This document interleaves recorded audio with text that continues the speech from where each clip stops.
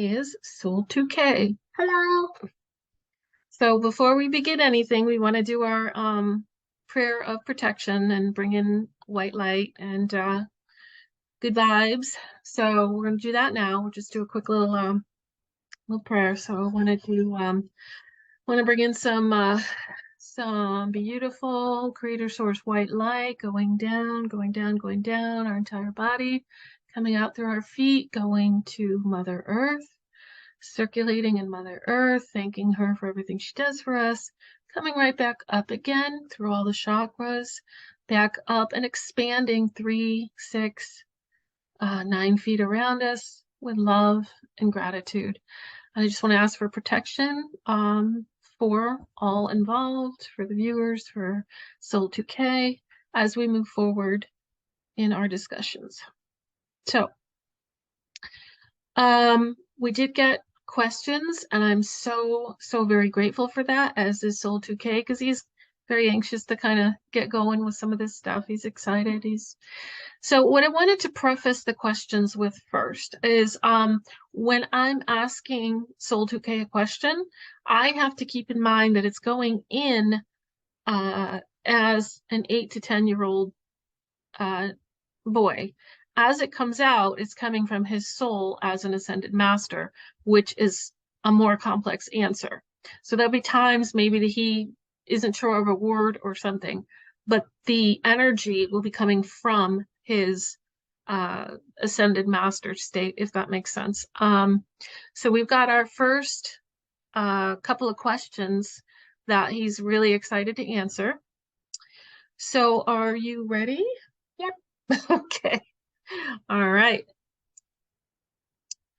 Our first question came from Maureen Moore of Light Language Life, and really excited to feel this.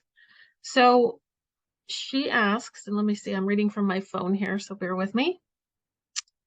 Okay. And it was a beautiful comment that you made, so we're really grateful for that. For our first video, it was very comforting, and thank you very much. Okay, what is his primary mission in this lifetime? So we did touch on that a little bit, but Soul.2k, if you want to elaborate on that in some way?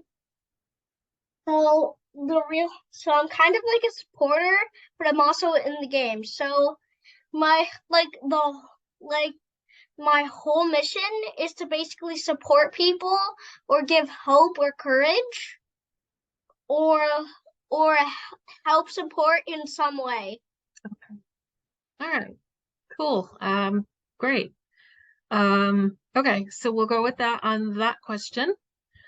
And let's see. Oh, this is beautiful. What is the one thing each of us may do to make the most benevolent shift for the collective? So from his perspective, since he hasn't done the word benevolent like yet in school, I'll just say that what's something that we can do that's good. Oh, bless you. To help the shift for the God bless you. To help the shift for the collective. So do you understand the question? Yeah, so like how everyone can help lots of people. Yes, exactly. Yep. For the So good. Yep. basically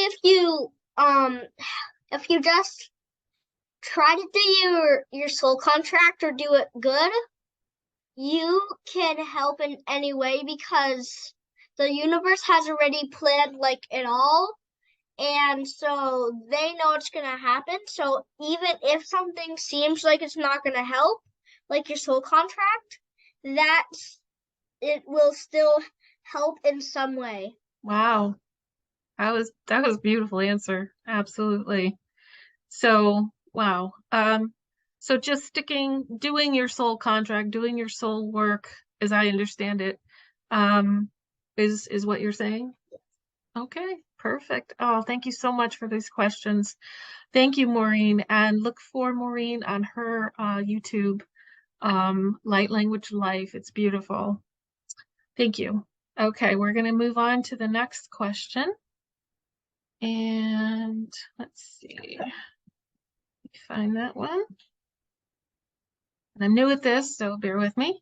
Okay, we have a question from Inger ML, and I hope I said that right. You left a beautiful comment, something that was very encouraging to hear, so thank you.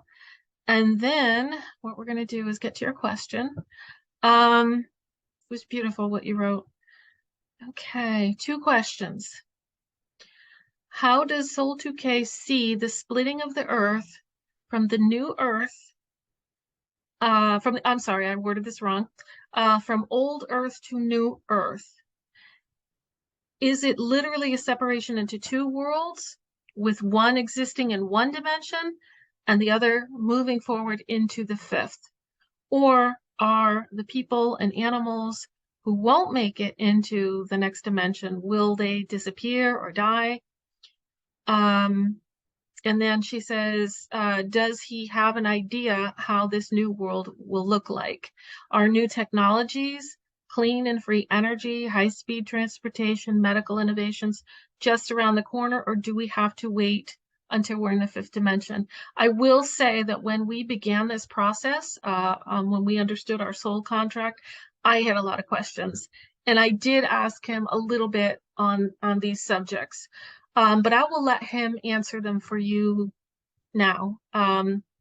One of them, I definitely asked the question about the free energy, and he definitely did answer it. So, Soul.2k, I'll have you go in, ask how best to answer these questions. And So first question is, what is it going to look like? Are we going to have two different Earths, which is 3D and 5D? Is one going to separate from the other? Or is it just how we're understanding it as humans? Or is there something else going on that we really don't understand yet? okay. So this is a lot, but I'm gonna try to explain it all shortly. So first, there's gonna be Earth is still gonna exist in one big planet, but there's also gonna be another planet, but it's also gonna be kind of like a dimension. So people, including the people that like can't do spiritual stuff or is not into it, will be able to teleport on will, and they don't have to learn. This is like a skill that they already learned.